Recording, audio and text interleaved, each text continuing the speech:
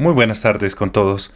A continuación les voy a leer acerca de una teoría que explica mucho de los comportamientos humanos que podríamos tener actualmente. Esta se llama la teoría Dunbar, propuesta por el antropólogo Robin Dunbar. Postula que el tamaño máximo efectivo de un grupo social, como una tribu, está relacionado con la capacidad cognitiva del neocórtex humano. Dunbar sugiere que los seres humanos tienen una capacidad limitada para mantener relaciones sociales significativas, y este límite es de aproximadamente 150 personas como máximo. También hay algunos que han dicho que el grupo máximo de seres humanos puede ser hasta 200 personas. Este número refleja la capacidad del cerebro para gestionar relaciones sociales complejas y recordar información sobre individuos dentro de la red social. Dunbar basó su teoría en observaciones de diversas culturas y grupos sociales a lo largo de historia, encontrando que independientemente del entorno cultural o tecnológico, los grupos humanos tienden a dividirse o reorganizarse cuando superan una cifra de 150 personas. Argumenta que este límite está relacionado con la necesidad de construir y mantener relaciones significativas, así como la capacidad cognitiva para recordar información sobre los demás. La teoría de Dunbar destaca la importancia de comprender estos límites para entender cómo evolucionan y funcionan las sociedades humanas en términos de interacción social y de estructura comunitaria. Bueno, lo que quiere decir esto es que los grupos humanos de seres humanos, donde nos desarrollamos y donde desarrollamos nuestro neocórtex y toda nuestra capacidad de empatizar y socializar con los demás, han sido como máximo 150 personas. Entonces esto nos plantea que, comenzando con la suposición de que la neocorteza humana se desarrolló hace unos 250.000 años atrás, en la literatura antropológica y etnográfica nos indica esto. Entonces quiere decir que todos los grupos de seres humanos caían entre las 30 a 50 personas, de 100 a 200 y de 500 a 2.500 personas, pero el grupo en sí más común era de 150 personas o menos. Entonces, estaba viendo la conferencia esta de la Torre de Babel que nos explicaba el profesor Jordan Peterson, que para mí es el mejor psicólogo del mundo.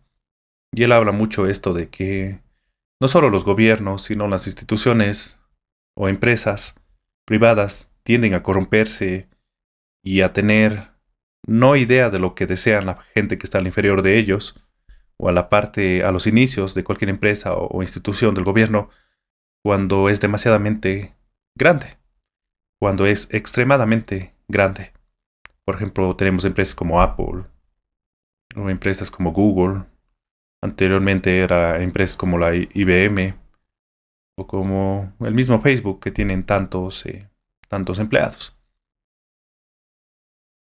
Lo que nos quiere decir esto que para que una comunidad de seres humanos siga teniendo cierto tipo de interacción sana y para que las cosas no puedan pervertirse demasiado, el grupo tiene que ser de 150 personas o menos.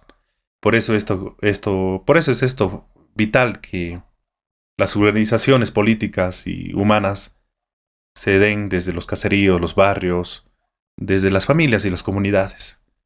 Porque cuando todo se centraliza, el poder y las decisiones, la gente que está tomando esas decisiones y que toma decisiones en base a la creencia de ellos y no en base a lo que la gente que está abajo desea, es cuando vienen estos desastres.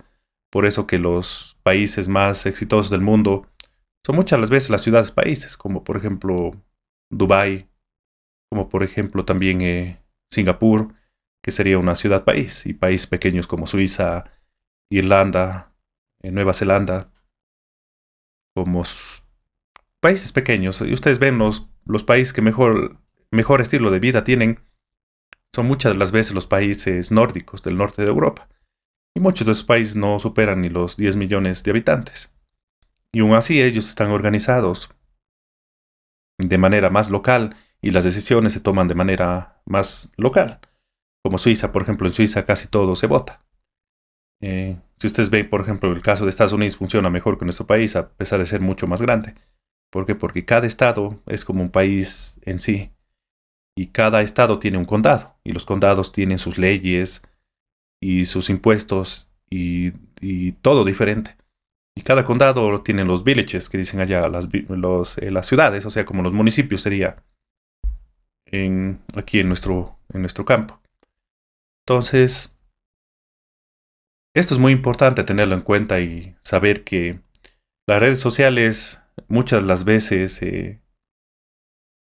nos hacen tener una noción equivocada de lo que es la realidad de la vida. Y lo que sale en las redes sociales y lo que la gente publica, hay muchas de las veces no es algo que podría ajustarse a la vida de los seres humanos. Por ejemplo, el profesor Jordan Peterson habla de esto, que en las redes sociales le amenazan a él hasta de muerte y le mandan mensajes amenazándolo de muerte. Y él, durante los 8 años que lleva haciendo esto ya, más o menos, o 7 años, nunca ha tenido una interacción en persona que sea negativa. Entonces nuestro cerebro no puede mantener las relaciones sociales cuando las relaciones sociales son demasiadamente grandes. Entonces, por ejemplo, yo en mi Facebook tengo más de 5.000 amigos, pero bueno, yo lo hice porque es una manera de mí de darme a conocer y ofrecer mis servicios.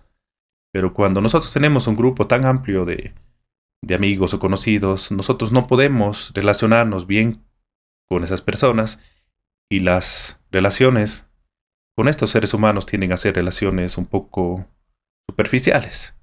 Y lo que está más faltando hoy en día es la profundidad de las relaciones humanas que el ser humano necesita. Entonces, antiguamente no teníamos estos inconvenientes, hace unos 30, 40 años atrás tal vez. Las personas no tenían estos inconvenientes porque se relacionaban solamente con las personas del barrio, las personas de la comunidad de ellos, tal vez en alguna ciudad solamente el entorno de ellos nada más y la familia más cercana de ellos como hermanos, hermanas, abuelos, primos, tíos, nada más, que sería la familia más cercana. Entonces, esto está trayendo mucha inestabilidad y mucha ansiedad y depresión a muchos jóvenes, sobre todo, que crecieron con las redes sociales y crecieron con el Internet, y muchos de ellos no pueden llevar relaciones sanas con las personas en persona, porque últimamente el contacto físico con los demás seres humanos, no solo por las redes sociales, es algo que hace que el ser humano se sienta más feliz y más contento. Se han hecho investigaciones, por ejemplo, que anteriormente en Estados Unidos, cuando recién empezaron a inventar estas cunas para cuando los bebés recién nacidos los incubaban en estas cunas, en estas incubadoras, pero al principio no los abrazaban, no les daban cariñitos, no los tocaban, y eso hacía que el porcentaje de mortandad de esos niños sea tan alto, muchos de ellos morían. No sé el porcentaje, pero era un porcentaje altísimo. Y ahí es cuando un científico se dio cuenta que los niños tenían que ser tocados, acariciados, hablados, utilizando expresiones faciales exageradas, las vocecitas y las expresiones exageradas que utilizan las mamás para comunicarse con los niños.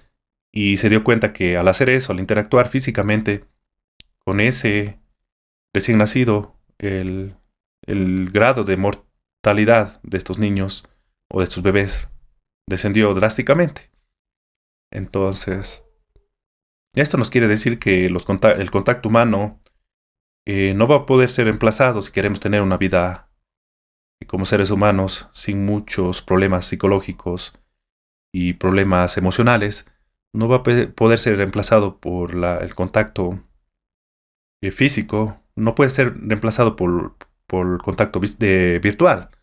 O sea, esto que hicieron en la pandemia de mandarles a los niños a la casa y no tener clases, los niños, eso en este momento no vemos las consecuencias o los problemas que puede dar en el cerebro y en el desarrollo cognitivo de esos niños, pero después de unos 5 o 10 años más vamos a ver las consecuencias. Y ustedes se dan cuenta, las enfermedades mentales como la ansiedad, depresión, los suicidios y todo tipo de violencia se incrementa cuando el ser humano no puede relacionarse con los demás de manera física. Entonces es como ver un concierto por YouTube. No es lo mismo que estar en un concierto y estar con ese multo de personas que en sí el salto, el griterío de esas personas te contagia y eso hace que te pongas feliz. No es lo mismo.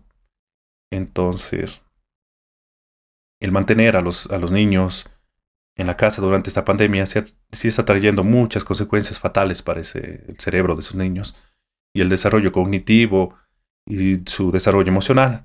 Muchos de estos niños de aquí a unos 10, 15, 20 años van a tener muchas consecuencias en su vida, ya que el cerebro nuestro no está diseñado para esto. Si ustedes leen a los filósofos griegos, a los mesopotámicos, a las escrituras de hace 2000, 3000, 4000 años atrás, se dan cuenta que los mismos problemas que ellos tenían en ese entonces nosotros estamos teniendo. O sea, quiere decir que los humanos no hemos cambiado en nuestra parte cerebral. ¿Por qué? Porque no hemos necesitado evolucionar. Y eso es lo que está haciendo que tenga muchas consecuencias. Hoy en día, los estudiantes y las personas, por ejemplo, sobre todo esto es más fatal para un hombre. ¿Y por qué esto es más fatal para un hombre? Porque un hombre necesita de muchas cosas para poder iniciar el cortejo y el enamoramiento de mujeres. Las mujeres muchas las veces no pueden entender el trabajo que tiene que hacer un hombre para lograr eso.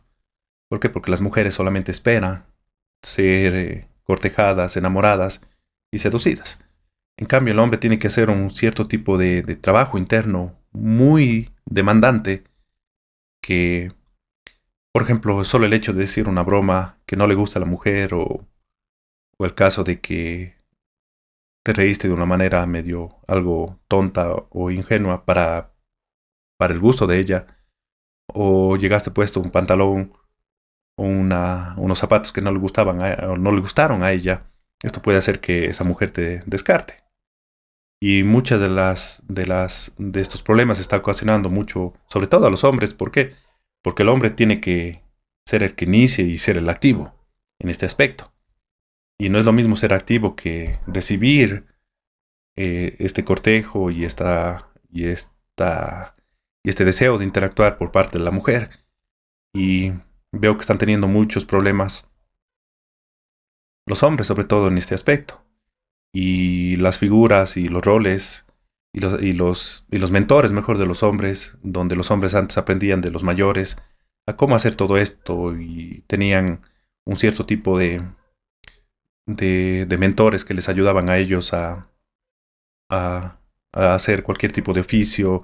Entonces, por eso que los hombres tienen un desarrollo y y un cierto tipo de rendimiento mucho más bajo en la universidad de lo que tienen las mujeres, porque el aprendizaje del hombre es mucho más físico, mucho más interactivo de lo que sería una mujer. Las conferencias y escuchar les sirve mucho más a las mujeres que al cerebro masculino. Entonces, esto es lo que les quería decir a todos ustedes. Si quieren más información sobre esto y cualquier tipo de terapia, yo les puedo ayudar a ustedes. Yo tengo consultas de media hora, de una hora, y hay consultas en donde ayudo a parejas también que me toma 2 horas. Les puedo ayudar en cualquier tipo de conflicto psicológico, emocional o espiritual que puedan tener en sus vidas. Muchas gracias por haberme escuchado y bueno, suscríbanse a mi canal de YouTube, que es Psicólogo Eugenio, y también sigan mi página de Facebook, Psicólogo Eugenio, y también la personal mía de Eugenio Cabrera. Bueno, pasen una excelente tarde y que les vaya muy bien.